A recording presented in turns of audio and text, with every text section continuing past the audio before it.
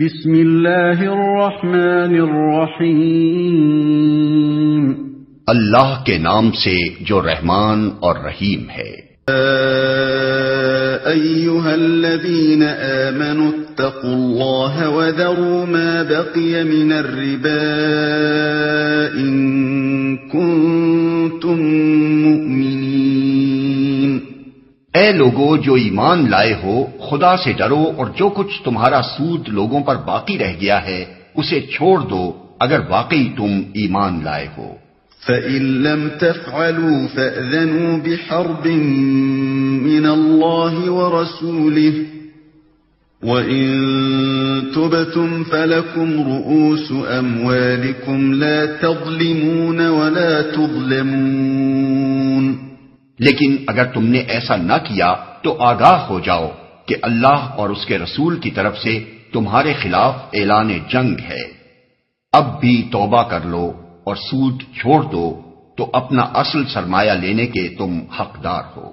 نہ تم ظلم کرو نہ تم پر ظلم کیا جائے۔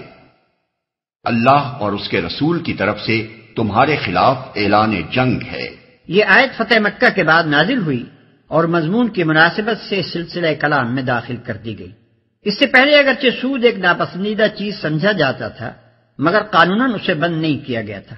اس آیت کے نزول کے بعد اسلامی حکومت کے دائرے میں سودی کاروبار ایک فوجداری جرم بن گیا۔ عرب کے جو قبیلے سود کھاتے تھے ان کو نبی صلی اللہ علیہ وسلم نے اپنے عمال کے ذریعے سے آگاہ فرما دیا کہ اگر اب وہ اس لین دین سے باز نہ آئے تو ان کے خلاف جنگ کی جائے گی۔ نجران کے عیسائیوں کو جب اسلامی حکومت کے تحت اندرونی خود مختاری دی گئی تو معاہدے میں یہ تصریح کر دی گئی کہ اگر تم سودی کاروبار کرو گے تو معاہدہ فسخ ہو جائے گا اور ہمارے اور تمہارے درمیان حالت جنگ قائم ہو جائے گی۔ آیت کے آخری الفاظ کی بنا پر ابن عباس، حسن بصری، ابن سیرین اور ربیع بن انس کی رائے یہ ہے کہ جو شخص دارالاسلام میں سود کھائے اسے توبہ پر مجبور کیا جائے اور اگر باز نہ آئے تو اسے قتل کر دیا جائے۔ دوسرے فقہا کی رائے میں ایسے شخص کو قید کر دینا کافی ہے، جب تک وہ سود خواری کو چھوڑ دینے کا عہد نہ کرے اسے نہ چھوڑا جائے۔ وَإِن كَانَ ذُو عُسْرَةٍ فَنَظِرَةٌ إِلَى مَيْسَرَةٍ وَأَن تَصَدَّقُوا خَيْرٌ لَّكُمْ إِن كُنتُمْ تَعْلَمُونَ۔ تمہارا قرضدار تنگ دست ہو تو ہاتھ کھلنے تک اسے مہلت دو اور جو صدقہ کر دو تو یہ تمہارے لیے زیادہ بہتر ہے اگر تم سمجھو۔